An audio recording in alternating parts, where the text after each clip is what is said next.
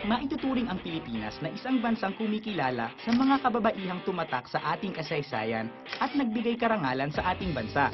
Ilan dito sina Gabriela Silang, Melchora Aquino, Trinidad Tecson at Patrocinia Gamboa. Sa kasalukuyang henerasyon, isang grupo ng mga kabataan ang tila sumusunod sa yapak ng mga bayaning ito ng Pilipinas. Tinatawag nila ang kanilang grupo na History Makers. Layunin nila ang mailapit ang lahat ng kabataan ng kasalukuyang panahon patungo kay Jesus sa pamamagitan ng paghahayag ng salita ng Diyos. Ilan sa mga nagsimula nito ay ang magkakapatid na sina Faithy, Lovely, Kenneth at Mitchell Santiago. Yung transformation na na-encounter ko sa Panginoon, sabi sa akin na from mayabang, from feeling ko makukuha ko lahat, from feeling ko kaya ko lahat, sabi ng Panginoon, na pinili kita and i-accomplish ko yan, of course, through you, pero ako gagawa ng lahat. I feel humbled that the Lord is using us to empower the youth of the Philippines. I feel, hindi yung, wow, ang galing. No, Lord, ang tindi mo, ginagamit mo kami. Ang pinaka-binago sa akin ni Kat, tinanggal niya yung dream ko sa mundo. Ang ginawa niya, pinalitan niya na, hey, yung dream mo sa sarili mo, makakamit mo yan if you will start to dream my own dreams. If you start to do my dreams for your life. Nag-ministry ako, I started to win souls. I started to, palaguin yung history makers or yung church ni God. God impressed to me that, hey, Kenneth, you can win media for me. You can win media for Christ. And after that vision, I started to have my own cell. I started to preach. I started to grow myself. I kept running on the purpose of God for my life. And then, na-aksidente ako. Nakita ko na, wow, si Lord ang humahawak ng buhay ko. Kaya pala niya pina-experience lahat sa akin to. Kasi may malaki siyang purpose sa buhay ko. And that is nga to be an instrument, a young model sa mga kabataan.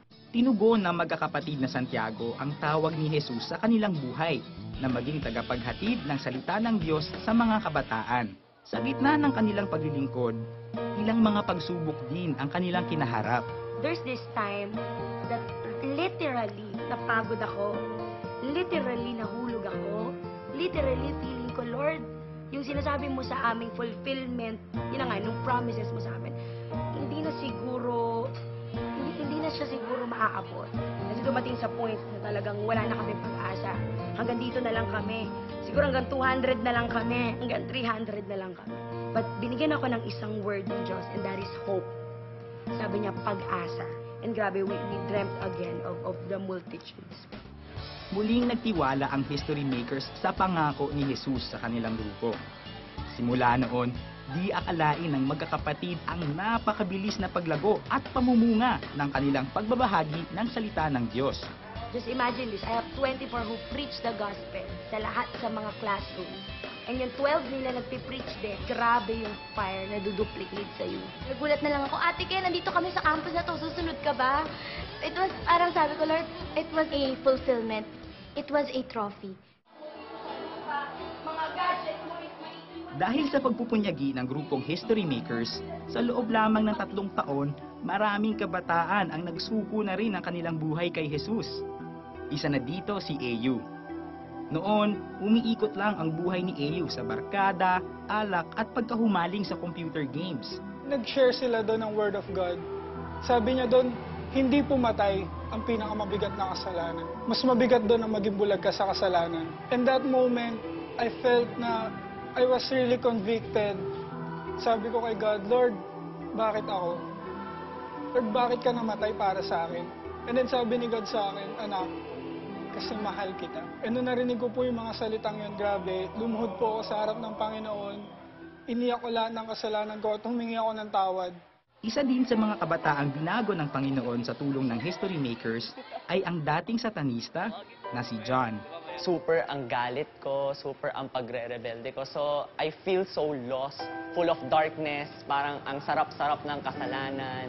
Meron akong isang friend na nag-invite sa akin, sabi niya, John, pumunta ka naman ng church, babaguhin ka ni Lord. When I encountered God, I knew one thing that became the most important thing of my life, is kahit pala ang isang satanista ay minahal ng Diyos ng buong buo. And because of that, I cried. I surrendered wholly to God. Sabi ko, Lord, ikaw na ang mamahalin ko. Lord, wala na akong ibang pagsisilbihan kung hindi ikaw. Habang buhay na pagbabago ng kabataang Pinoy ang layunin ng history makers. Para sa kanila, wala nang masihigit pa sa tagumpay na maipakilala si Jesus sa makabagong henerasyong ito.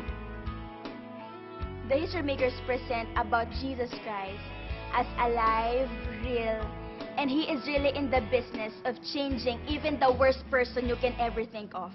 At hindi ako titigil hanggat hindi ko natatapos ang binigay mong mission para sa akin. I don't care about the world. All I care is about Jesus is in me, and I can impart this love sa tao na nakakasalamuha ko. Mangarap ka sa Panginoon. See your dreams fulfilled. Dream of impossible things. Dream of big things that were never done before, and you will never be the same again. Amazing. Oo. I mean, Contagious. such passion. Yeah, talagang contagious sila. Makikita mo sa mukha nila, sa gawain nila. They go and touch people. They're real. They Yes. hug people. You know? Their love is sincere. Makikita mo, di ba? And you can see their love for God. Kaya yung love nila kay God talaga, yung passion nila for Jesus, Oo. talagang nagtra-translate yun sa love for the lost, love for people, no? Nakikita mo, iba yung conviction nila, nakakatuwa kasi talagang buong loob nila, they know what they're talking about. They believe what they're saying. They know it's true. So wala sila, without any shame, they're sharing the gospel. They're making history. You are really making history, young ladies. I want to meet their parents. I want to know what their parents They have did, done you a know. fantastic job Yes, in congratulations. raising, their children. And I pray, Peter, that they will also get married to Godly men men, who are yes. really godly and strong men of God. Tama. Yes, let it be done according